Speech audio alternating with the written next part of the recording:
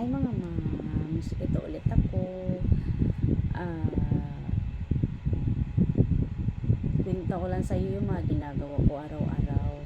So dito lang talaga ako nagbi-video sa kwarto ko. Kasi ano siya, yung sa labas kasi magulo. May mga alagang aso, may mga parang ganun. Um, ang hirap talaga yung mga gawaing bahay, yung hindi ka patapos, andun na naman, yung walang katapusan na gawaing bahay. Tapos sama mo pa doon yung maghahanap buhay ka, nag-iisip ka. Yung iba talaga pag nanay tayo kasi multitask tayo. Yung habang naglalaba, nagsasaing din, naghugas ng plato, nagluluto, ganon. Tapos ako kasi may sinimulan kasi din ako na yung mini farm chart. Kaya nahirapan ako ng oras ko. Yung minsan nga nakalimutan ko ng kumain kasi busy nga talaga.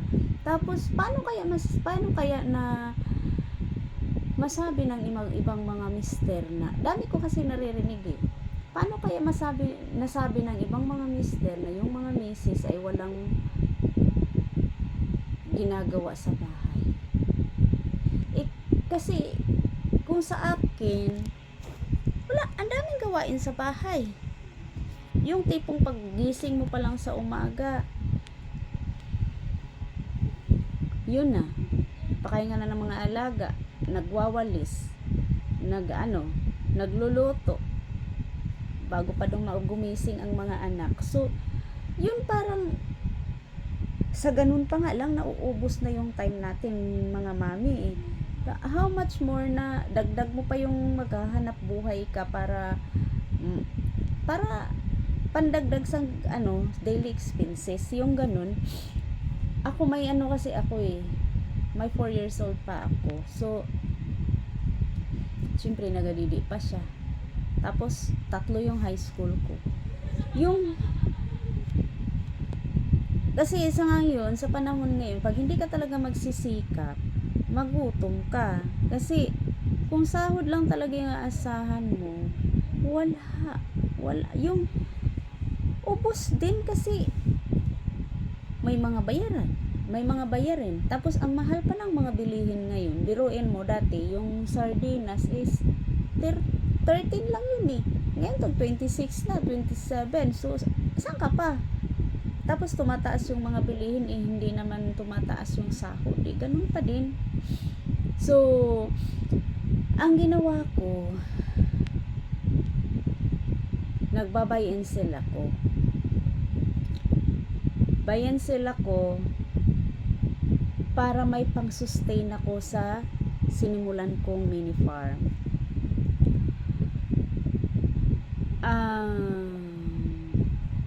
Mahirap kasi ako lang talaga yung nagma-manage ng bahay. Yung sa mga anak ko pa lang, ako lang talaga kasi solo flight nga kasi mga kapatid ko naman mga government employee, tapos malayo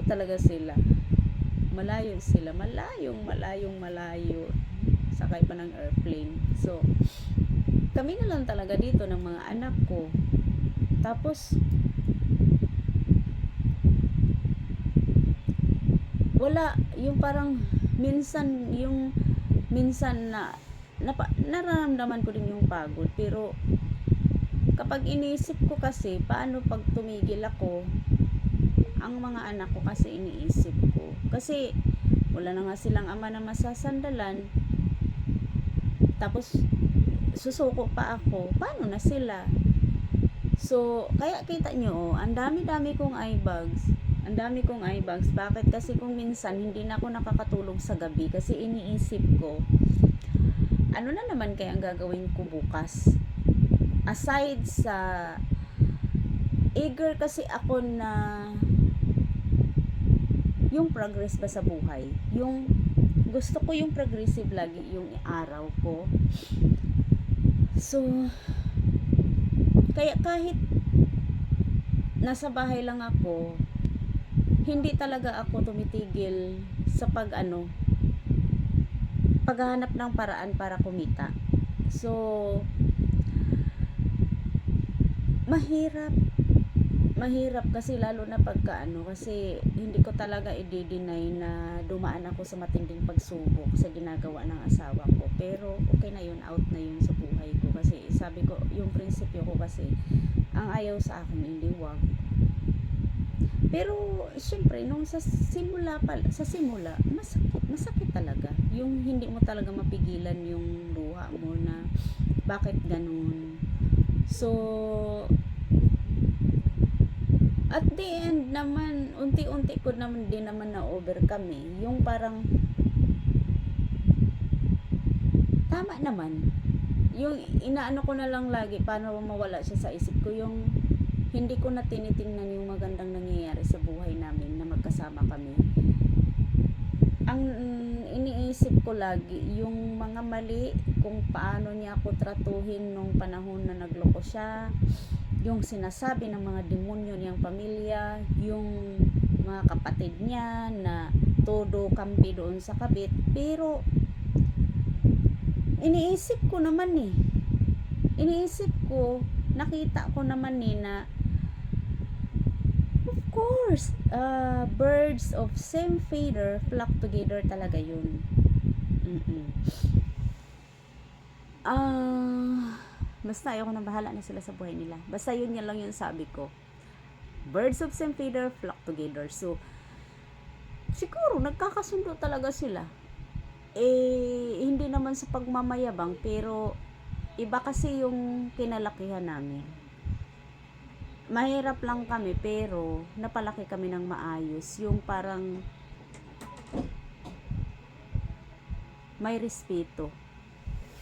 Kasi si papa ko kasi disciplinarian, yung parang pag mali yan, hindi niya itutolerate yan. Hindi katulad ng pamilya ng asawa ko na ako pa ang siniraan, ako pang todo panira nila sa akin. Pero kahit sila naman talaga yung mali, kahit syempre kasi dumadatong yung kabit, so wala na ako doon, out na ako doon sa kanila, bahala sa buhay. Yung iniisip ko na lang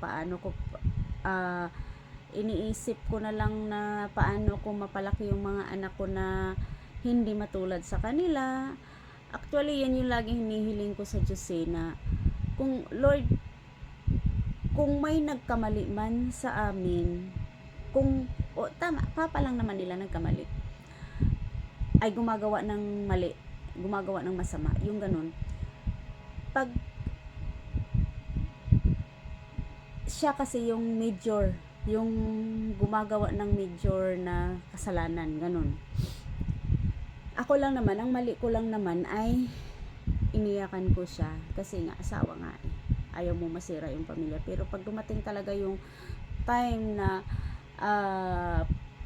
utak at puso mo na yung susuko, wala ka na magagawa dun, kasi kusa na talaga yun, yung amor na nawala, mga ganon.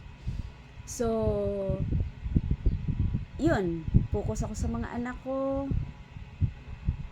Kahit naglalakad ako sa daan na parang patay na buhay, ganon, kasi stress nga stress, depress, pagod, lahat na naranasan ko na. Pero na-overcome ko lahat yun. Ang hiniling ko lang, lagi kong dinarasal sa Diyos na kung ano man ang ginawa ng ama nila, hindi babalik sa mga anak ko. Kasi sabi lang naman nila, pero syempre alam ng Diyos ko ang nilalaman ng puso ko. Ayokong pahamak ang mga anak ko. Ayokong dumating ang time na kinatatakutan ko na yung kung ano ang itinanim, yun ang din ang anihin. Pero I have to pray always na hindi sa mga anak ko. Doon na lang sa mga konsentidor. Doon na lang sa kabit. Sa pamilya nilang lahat, wag sa mga anak ko. Tama na rin na nasa malayo kami. Siguro madaming nakaka-relate sa akin na yung paulit-ulit kang lukuhin. Pero ako kasi bangon ako. Out na yun sila sa buhay ko. Iniisip ko na lang ang mga anak ko kasi malalaki na sila eh. May 16 years old na ako. Mabait naman mga anak ko kasi ramdam ko naman na yung mga dugo nila, yung mga ugali nila, kuhang-kuha ang sa pamilya ko. Ganon. So, proud na ako doon. So, ang akin lang, yung gabayan lang sila lagi. Kasi, ako lang talaga eh. Pinagtatawanan pa ko ng nanay ng matandang halimaw na solo flight lang daw ako. Ako lang daw nag-aalaga ng mga anak ko. So, what? Ipagdarasal ko lang na sana kahit pinagtawanan ako ng matandang yun na wala akong kasamang mag-alaga ng mga anak ko, mapalaki ko sila ng maayos at matino, yung may respeto sa sarili at sa ibang tao, hindi katulad mo. Kasi sa totoo lang, ako kinakantsawan niyo ako, sa pamilya ng asawa ko kinakantsawan niyo ako. Ano na lang kaya sa sarili ko, mismo ako, yung nanay niyong kinakantsawan ako, nakasama ko sa isang bahay yung anak mo na pinapalaki mo. Pero okay na, out na yun. Ayoko lang talaga na marinig pa na sinisiraan ako kasi hindi na ako nangingialam sa kanila. Kasi sabi nga nila, kapag pinatulan ko sila, magiging kalibil ko rin sila. Magiging kalibil rin nila ako. Pero hindi ako yun.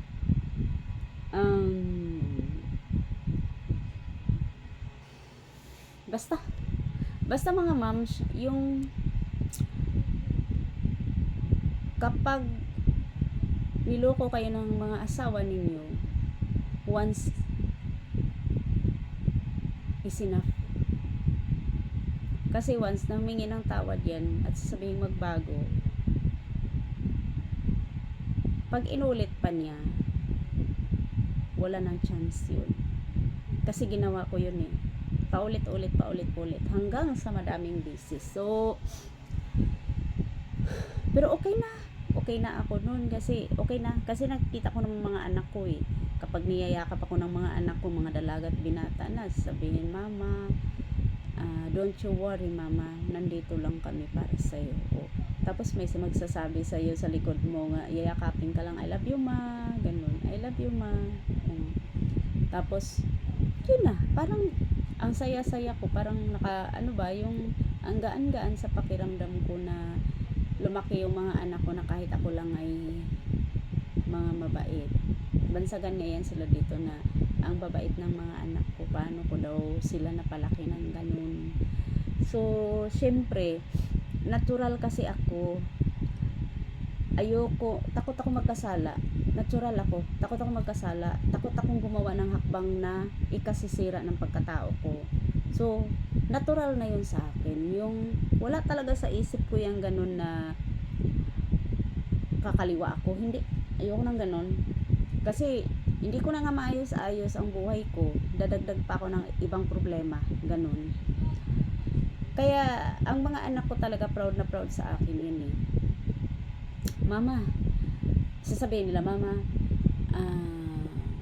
alam mo yung simula nung maliit kami, mama, tayo lang talaga. Kapag nilalagnat kami, mama, nagigising na lang kami. Kapag may sakit kami, mama, nagigising na lang kami na niyayakap mo kami, ganun, sa hating gabi, tapos hinahalikan. Tapos mama, pagka napalo mo kami, ganun. Tapos mama, pag napalo mo kami, naririnig kitang umiiyak. Parang ganun. Syempre, kasi kami na nga lang. Tapos ano ko pa yung mga anak ko. So binavalue ko talaga kung anong nararamdaman ng mga anak ko. So hindi na ako yung klase ng tao na iiyak pa.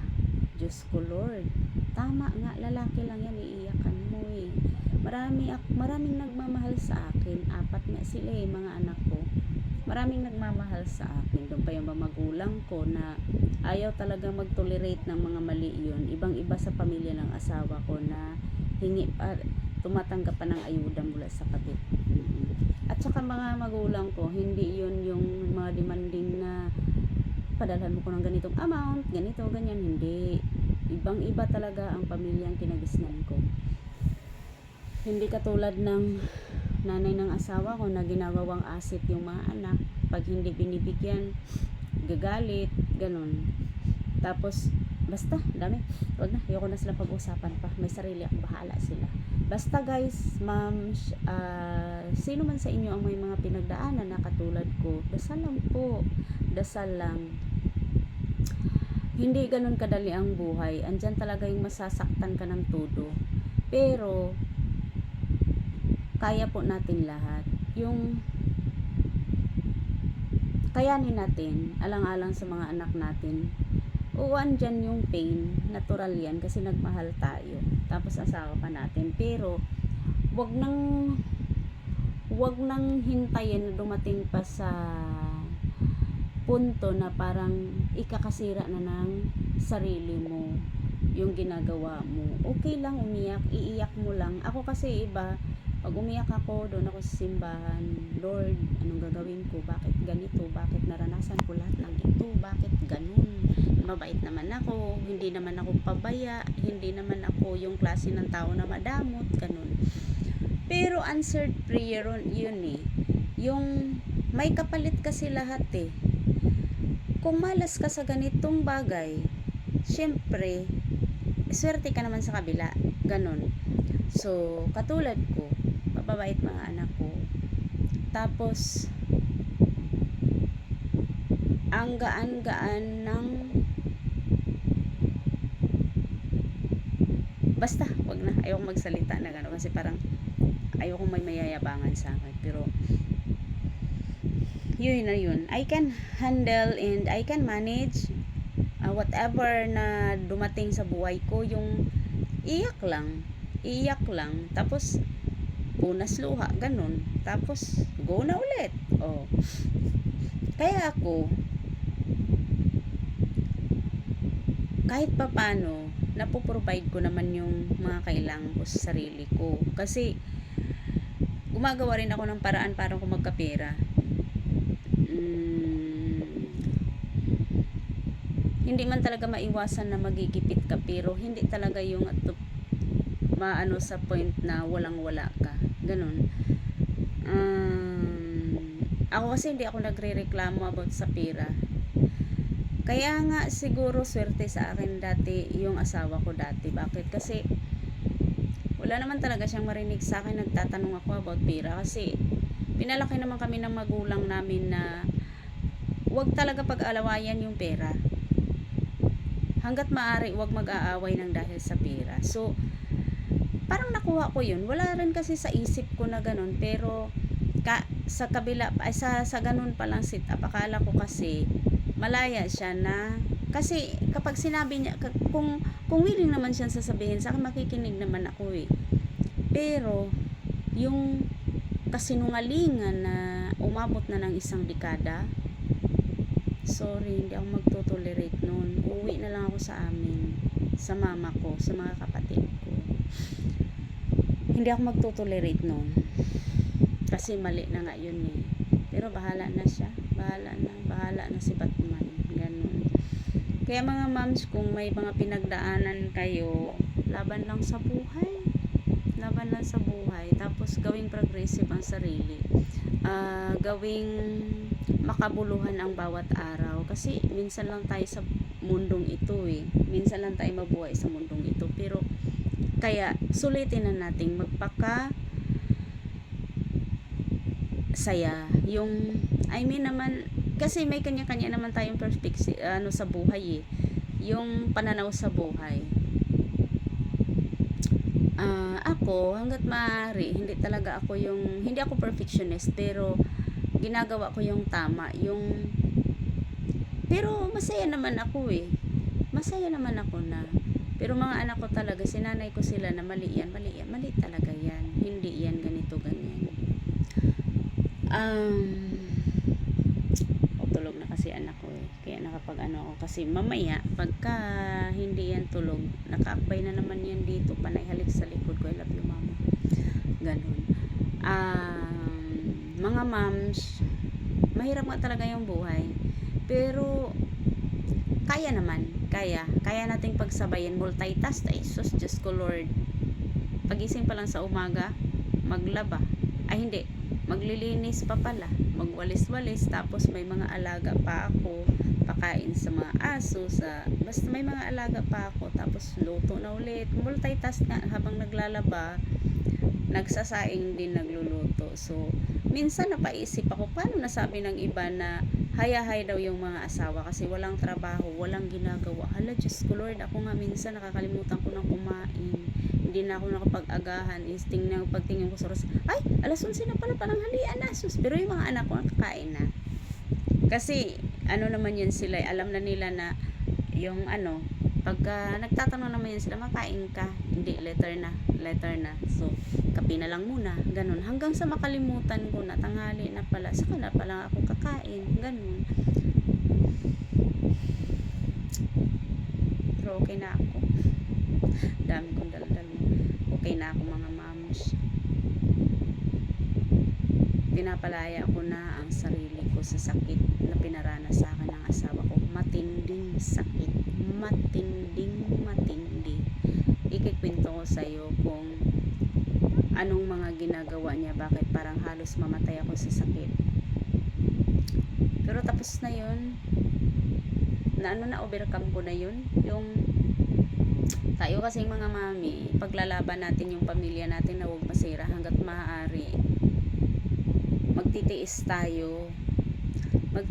tayo na sa sakit, alang-alang sa mga anak, pero pag sobra-sobra na talaga, hindi na kaya, suko ka na, love yourself, ganun.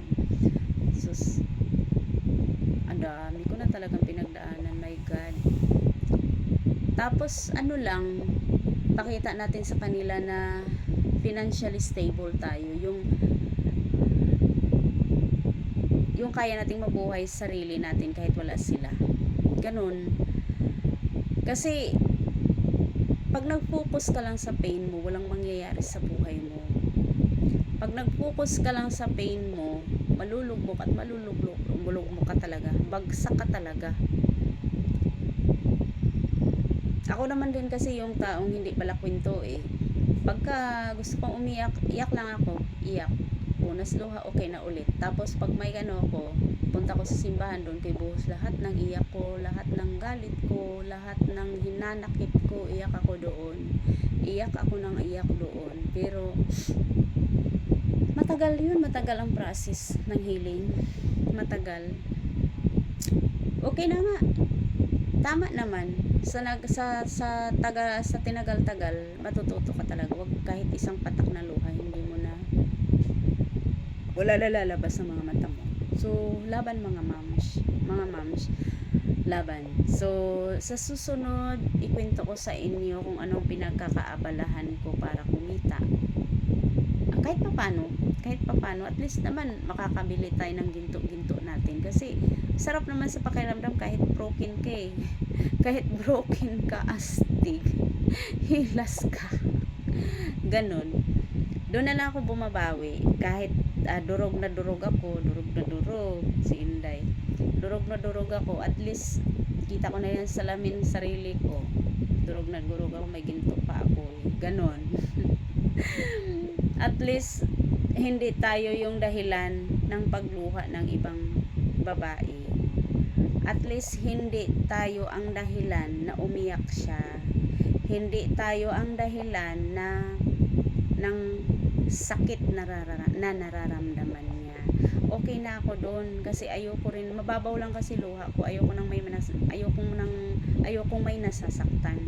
Pero nagagalit din ako, sobrang galit. Iba akong magalit. Tapos minsan yung mga ano ko, basta marami.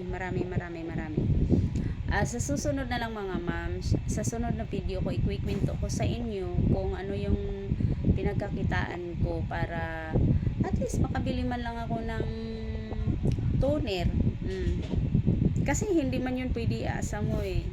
Hindi pwede iasa yung ganun. Kasi naku, ayokong may maano sa akin. Ayokong sabihan ako na ganito, ganyan. At least transparent ako kahit siya ubod ng sinungaling. Ako naman transparent ako sa kanya. Ganito, ganyan. Ganito. Nandito yung pera mo, nandito yung nakita mo naman. Ganyan. Pero iba nga eh. Ang ano nga, yung parang basta sunod na lang ma'am, ikwento ko sa inyo kung ano yung pinagdaanan ko sa mga kamay ng mga demonyong halimaw na walang puso, walang pakiramdam. Tapos paano ako bumangon, paano ko na provide yung needs ko na makabili pa ako ng toner, ganun. Laban lang sa buhay. So, siguro mga moms, dito lang muna ako. Sa may mga pinagdaanan dyan, dasal lang po talaga. Dasal lang po talaga. Iiyak mo lahat, moms. Iiyak mo hanggang sa mawala yung pain mo. I swear, in honest, naranasan ko lahat yan. Okay? Bye-bye you. See you next. Papakita ko sa inyo yung mini farm.